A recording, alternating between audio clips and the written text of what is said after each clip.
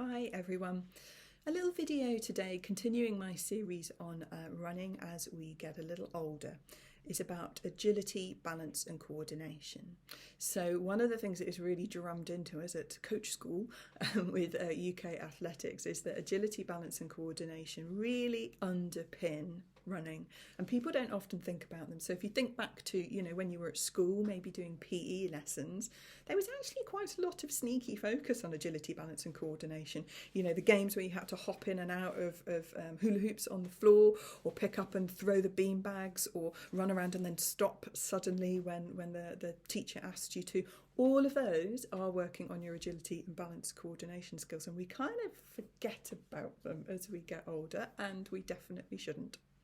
It's certainly something that I see with the older runners that I work with, so 60s, 70s and above, that we do have a tendency at that point to lose a little bit of our agility, balance and coordination. So for example, if I'm looking at somebody doing some stretches at the end of the session, there might be a stretch that involves standing on one leg, definitely a little bit more wobbling around often in some of those older runners. So running is standing on one leg at speed, isn't it? You're either in the air or on one leg. So having good agility and balance and coordination, you can kind of see how that would be helpful for your running. It's also really helpful for life and overall health and well-being. When you're getting into your 80s, 90s and above, one of the key reasons for, ending up in hospital is trips and falls, and working on agility, balance and coordination can really help with that. So in March of 2020, in the first lockdown, I put together a set of tests around agility, balance and coordination, but also strength and flexibility.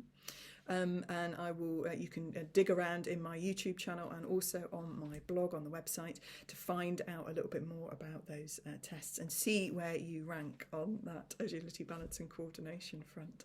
The easiest of them to do is just standing on one leg.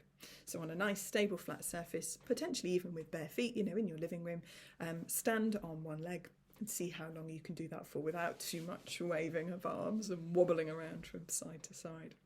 And that standing on one leg is a really nice way to practice your agility, balance and coordination as a base level as well. You can make it more difficult by doing things at the same time. So it might be brushing your teeth or making a tea or coffee, spelling your name with the leg that's in the air, writing the letters of your name. You might even be able to progress to the Jedi level of balance, which is when you can shut your eyes. You can also work a little bit on what's called proprioception. So that is your body's innate sense of where your limbs and body are in space without having to look at them. So we've got a lot of little sensors in our muscles and tendons that tell us exactly where, for example, our foot is without us having to see it. And for example, standing on both feet, but your feet staggered, and just shutting your eyes and, moving forwards, backwards, side to side, or perhaps with both feet staggered, but just lifting the balls of your foot so the weight is on your heels, or the opposite, so the weight is on the balls of your foot, eyes closed, just feeling your body adapting to that position and learning how to balance without having to use our eyes as the frame of reference for it as well. So have a little bit of a play around with some of those. Dig around in my YouTube channel and the blog for more information about how you can improve agility, balance and coordination. But it's great for when we get older, and it's always going to be great for your running regardless of your age. Hope that's helpful.